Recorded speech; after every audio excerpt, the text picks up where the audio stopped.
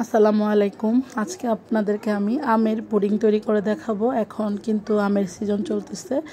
এই সিজনে অবশ্যই আপনারা এই আমের পুডিংটা তৈরি করে ফেলতে পারেন। আমি এখানে নিয়েছি রূপালী আমের পিউরি। আমি ব্লেন্ডারে ব্লেন্ড করে নিয়েছি, আর ব্যালেন্সের জন্য একটু দিয়ে দিলাম চিনি। তারপর এখানে ঘন করে চাল করা এবং ঠান্ডা দুধটা আমি দিয়েছি। এখন পুডিং তৈরি করার জন্য যে প্রধান উপকরণ সেটা হচ্ছে আগার আগার পাউডার। এই আগার আগার পাউডার আমি 2 চা চামচ দিয়ে দিব, মানে কাকের 2 কাপ দিয়ে দিব। আগার আগার পাউডারটা আপনারা যে কোনো সুপার শপে পেয়ে যাবেন। অবশ্যই কিন্তু আগার আগার পাউডারটা দিতে হবে।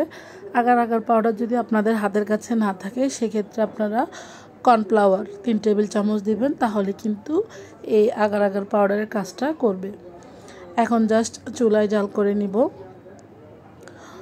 চুলা মিডিয়ামে আঁচে রেখে জাল করতে হবে, যাতে করে পুড়ে না যায়। পুড়ে গেলে কিন্তু আমের টেস্টটা একদম নষ্ট হয়ে যাবে। এই আমটা একটু জাস্ট আমি 3 থেকে 4 মিনিটের মতো চুলায় জাল করে নিব, যাতে আমের ঘনত্বটা পুডিং তৈরি করার মতো চলে আসে।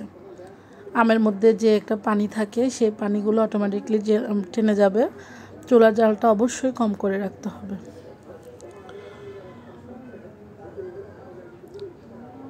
আমি নেড়ে চেড়ে মিশিয়ে দিচ্ছি। আমার আমের পিউরিটা প্রায় পুডিং তৈরি করার জন্য রেডি হয়ে আসতেছে। এখন আমি যেই পাত্রে সেট করব, আপনারা যে কোনো পাত্রে এটা সেট করতে পারবেন, কাচের প্লেটে বা বাটিতে, যেখানে আপনাদের পছন্দ। আমি এখানে একটা গোল বাটি নিয়েছি। তো এই বাটির মধ্যে আমি আমের পুডিংটা তৈরি করব। ছোট আরেকটা বাটি নিয়েছি। এখন জাস্ট ঢেলে দিব। এখানে কোনো তেল ব্রাশ করতে হবে না, কিচ্ছু করতে হবে না। ঢেলে দিয়ে জাস্ট আমরা একটা ঠান্ডা হওয়ার জন্য একটা সাইডে রেখে দিব। ঠান্ডা হওয়ার পরে আমের পুডিংটা অটোমেটিকলি জমে যাবে।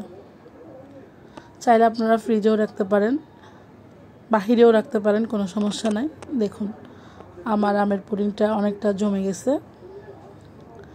এখন আমি আপনাদেরকে ঢেলে কেটে পরিবেশন করে দেখাবো দেখতে কতটা সুন্দর হয়েছে। খেতেও কিন্তু অনেক মজা হয়েছে। আম তো এমনিতেই মজা, তার সাথে কিন্তু দুধ দেওয়া হয়েছে। তো এভাবে আপনারা বাসায় আমের পুডিংটা তৈরি করতে পারেন। বাসায় তৈরি করে অবশ্যই রিভিউ দিবেন, কমেন্ট করে জানাবেন কেমন হয়েছে। দেখুন মাশাআল্লাহ কতটা সুন্দর হয়েছে।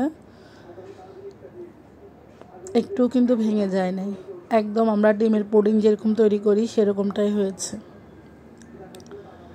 তো সবাই ভালো থাকবেন, সুস্থ থাকবেন। আজকের মতো এখানে বিদায় নিচ্ছি। আসসালামু আলাইকুম ওয়া রাহমাতুল্লাহ।